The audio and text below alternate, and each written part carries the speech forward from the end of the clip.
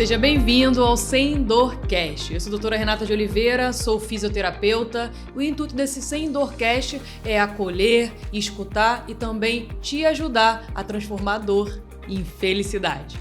E hoje eu tô aqui com uma convidada muito especial. Ela é terapeuta, consteladora familiar, tem um programa de rádio, comunicadora também, Michele Ramos. Seja bem-vinda ao Sem Dor Cast. Oi, Renata. Oi, guria, muito prazer, tô muito feliz e realizada de estar aqui participando desse Sem Dor Cast, porque como terapeuta, consteladora familiar e terapeuta sistêmica, o importante é a gente entender que as dores não são só física. E eu estou aqui para conversar e desmistificar muitas dores emocionais que escondem um problema sério de dor corporal. Perfeito, Michele, muito obrigada. E eu estou muito feliz por você estar aqui hoje.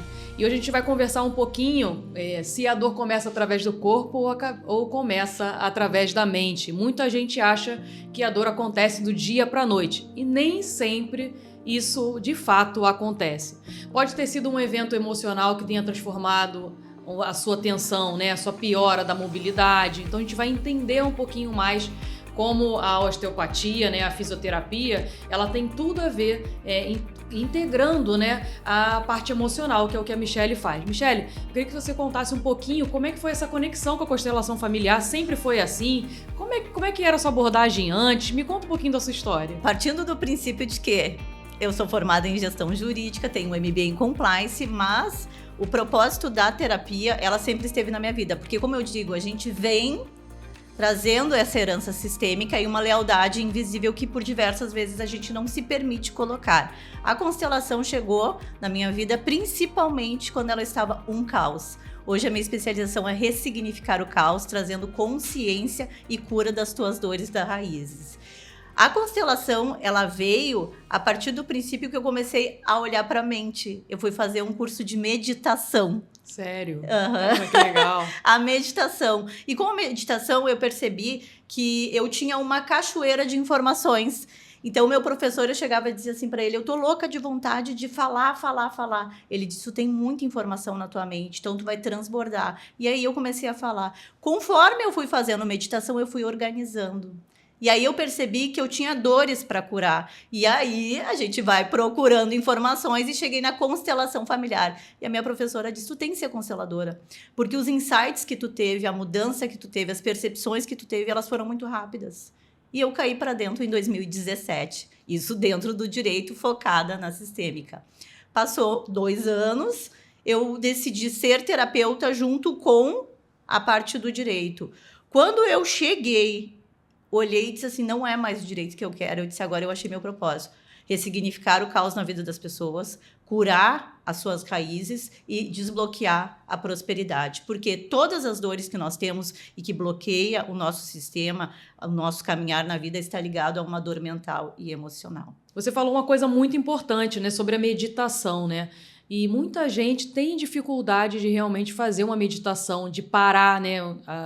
As pessoas atropelam, às vezes, alguns processos, algumas coisas que a gente precisa de vez em quando falar assim, peraí, deixa eu parar um pouquinho e meditar. E meditar é algo assim que você tem que parar para refletir, né? Você tem que se conectar com você tem que entender o que está passando realmente na sua cabeça.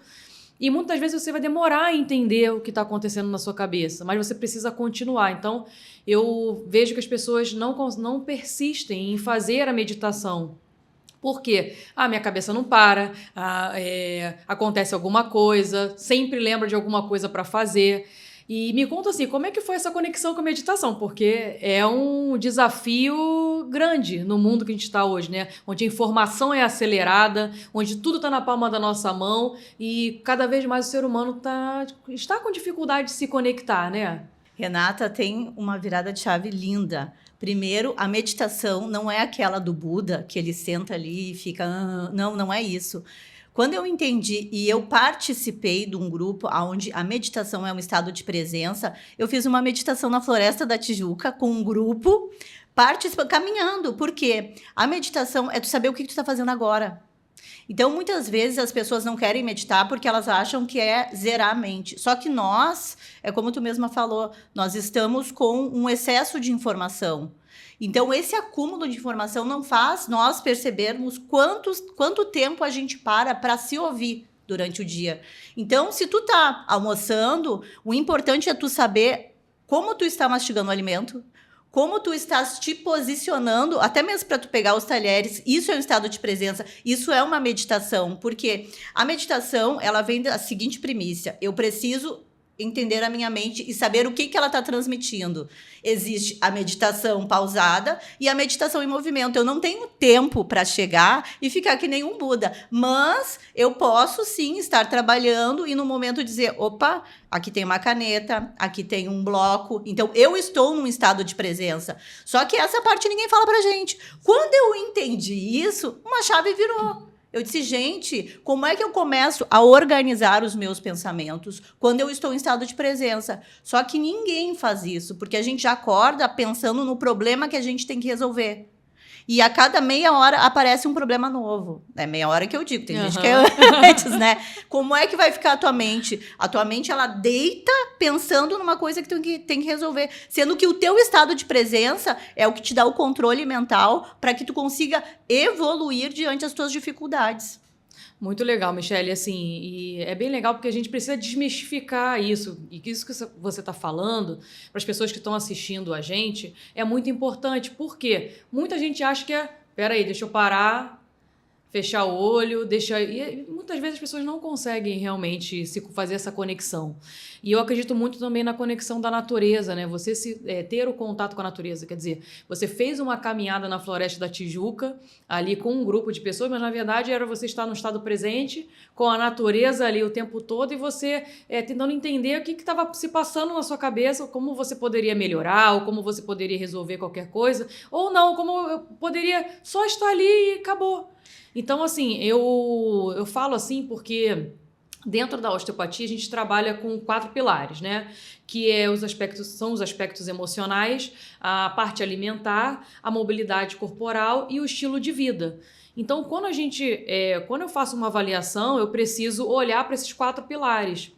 E muitas das vezes a dor da pessoa, ela acontece às vezes no que você falou, na parte da alimentação. Por quê? Ela está na alimentação, mas ela está na televisão. Ela está comendo, mas ela está no celular. Então, ela não consegue estar presente naquele momento que é tão importante para ela. E daí vem doenças gástricas. E aí, vamos falar da mente.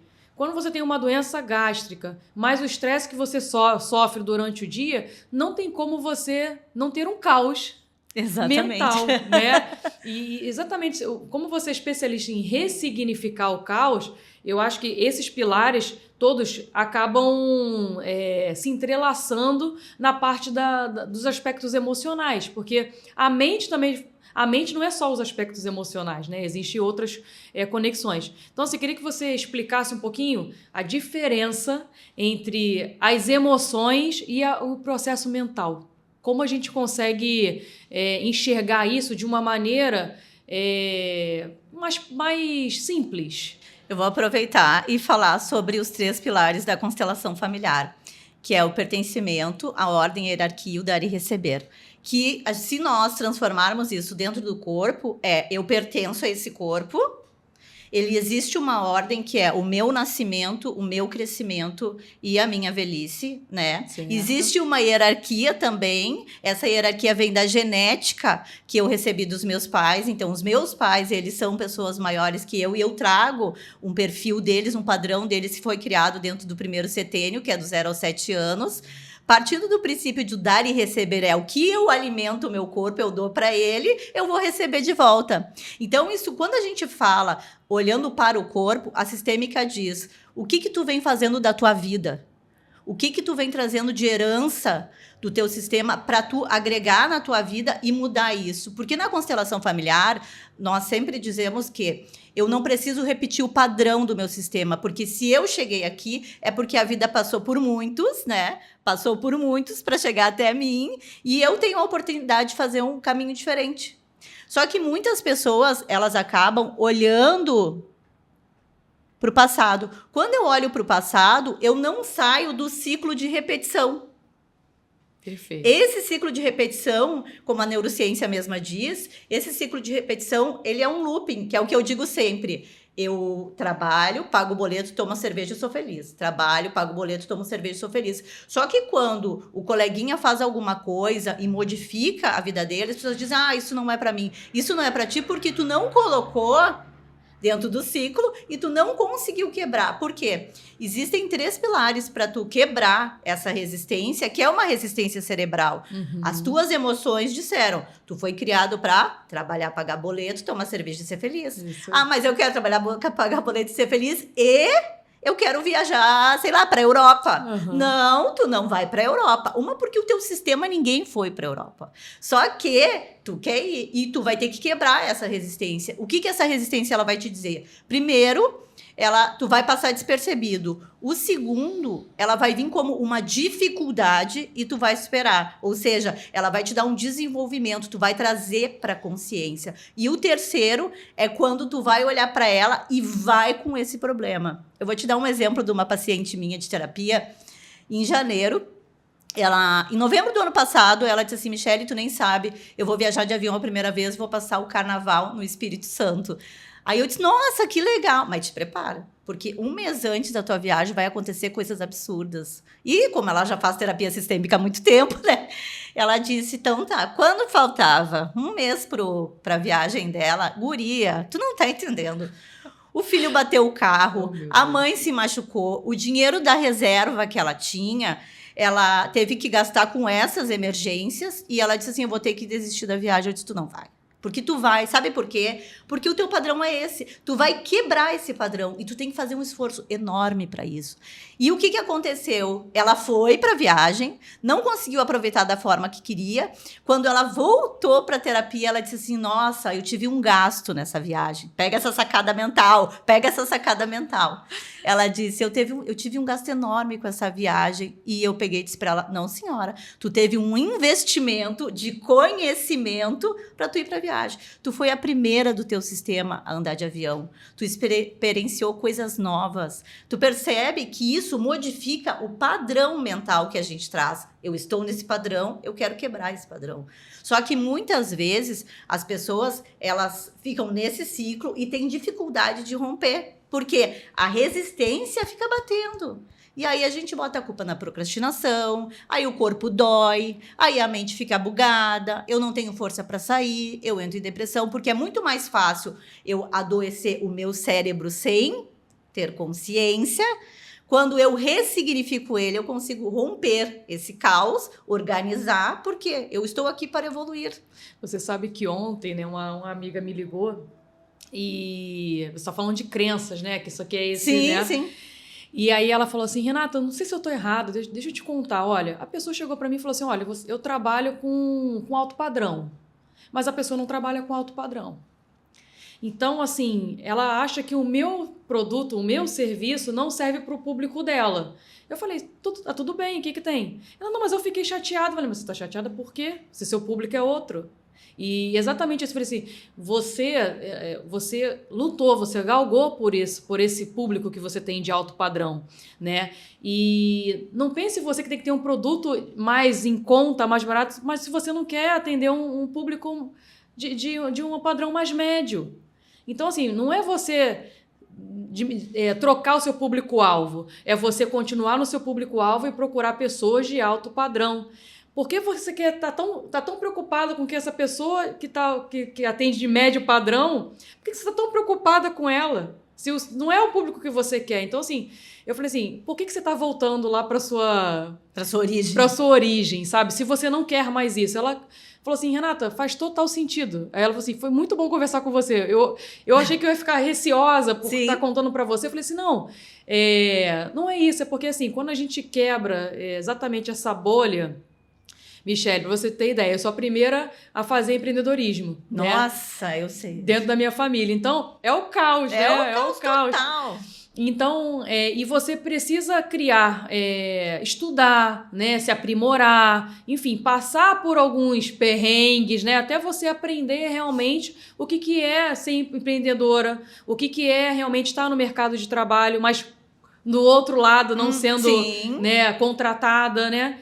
Então, quebrar essa bolha para mim também foi um desafio, né? E é muito grande esse E não desafio. é só isso, não. É quebrar a bolha, assim, tipo, eu posso ir mais, eu tenho capacidade de ir, né? E muitas vezes eu fico assim, será que eu vou? E se eu não for, o que eu vou perder com isso? Então, eu fico o tempo todo tentando quebrar, furar, né? Furar essa bolha, por quê?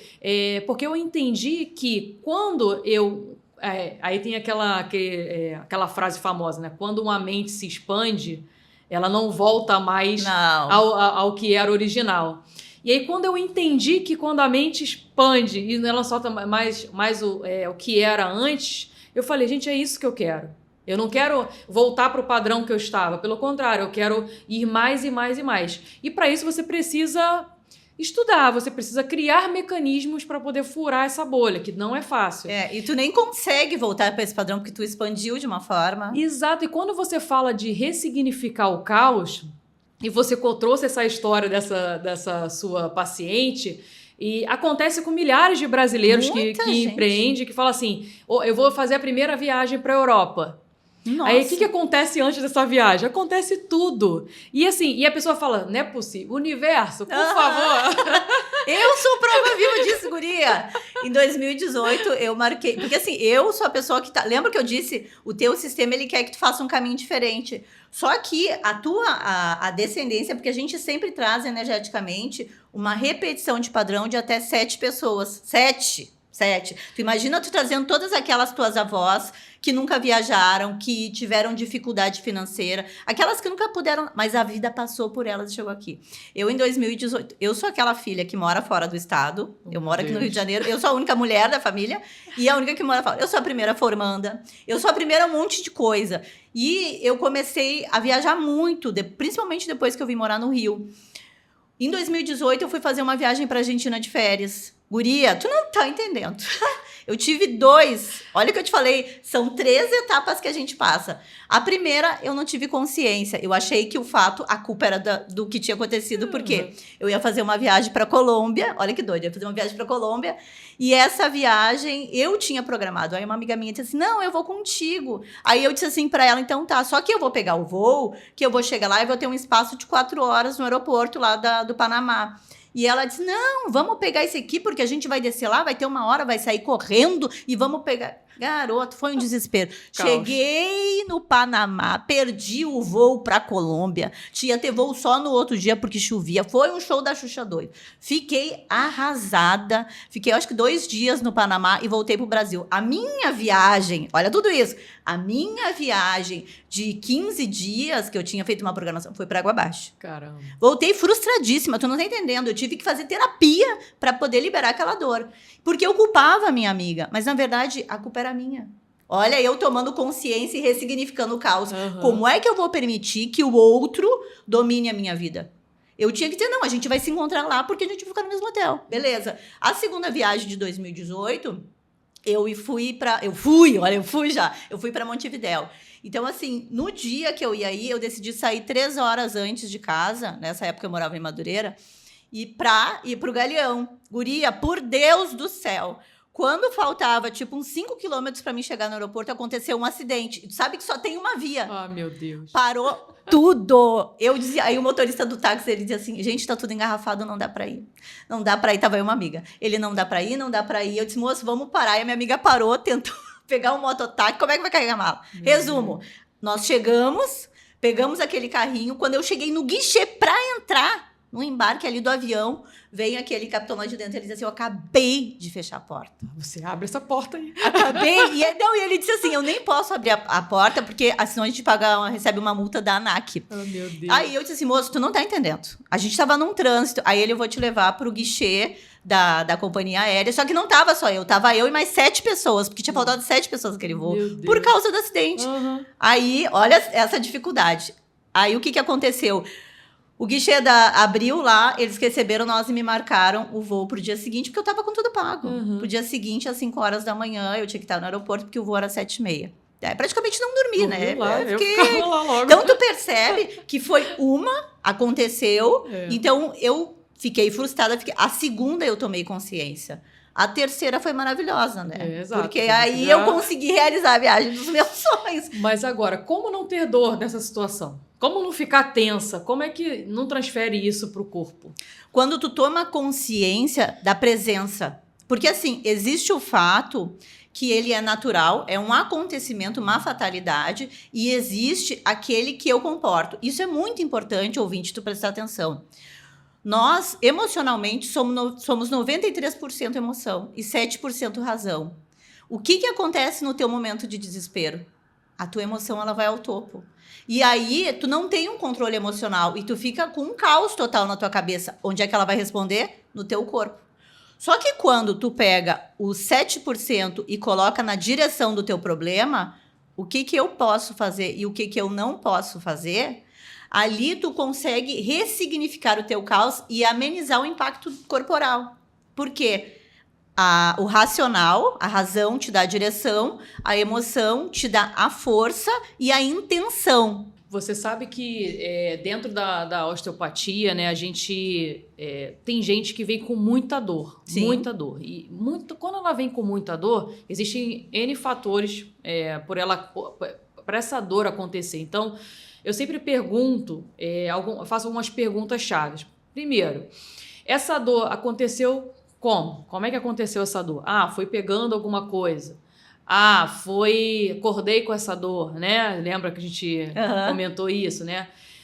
Porque dependendo de como essa dor aconteceu, às vezes essa dor aconteceu há 15 dias atrás, né? E dependendo de como ela aconteceu, se a gente não entender que existe uma conexão do caos cerebral aqui, né? Das emoções, né? Então, eu peguei uma paciente em dezembro que ela travou a coluna.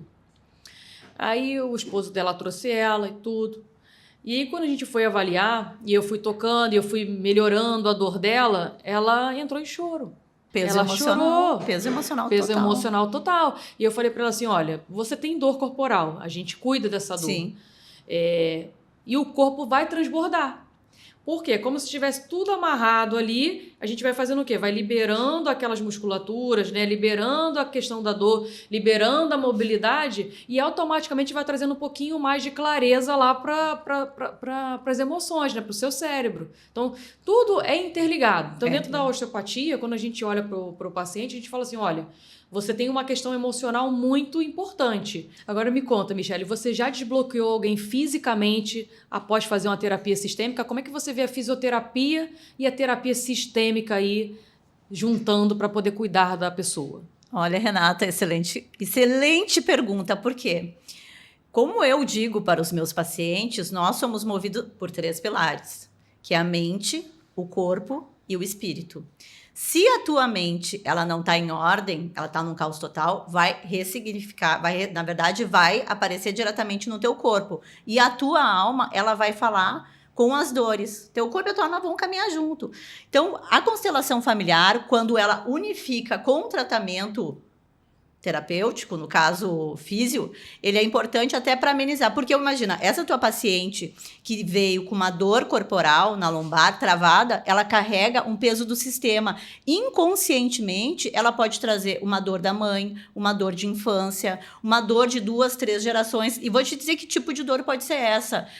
Eu tenho de cuidar dos meus netos, eu tenho de cuidar. Tu não precisa sair do teu lugar, tu pode ser vó e deixar a responsabilidade para tua filha de ser mãe. O que acontece com o peso da vida que elas te procuram? Essa dor emocional, eu me responsabilizo por pessoas e por tomar lugares que não são meu. Como é que eu vou querer ser mãe da minha mãe se eu sou a filha? Essa é uma questão importantíssima que acaba dando essa confusão, trazendo caos para as pessoas. Porque tu imagina só, a avó, a filha e a neta. Como é que eu vou querer ser a mãe da minha mãe? Não faz sentido. Eu não dou conta de olhar para a minha vida. Por isso que quando eu falo para ti, ouvinte, espectador, para ti, espectador, quando eu falo para ti, espectador, que o importante é tu olhar para a razão, porque a razão vai te dar a direção, a clareza mental Porque se tu olhar para o teu emocional, ele vai refletir nas tuas emoções, tu vai colocar uma força, essa força vai te dar a intenção e a intenção vai pesar no teu corpo. Por isso que a importância do exercício físico, a importância de procurar uma pessoa especializada, no caso a Renata, para tratar das suas dores e também buscar alguém que te direcione mentalmente. O tempo todo conscientizando, né?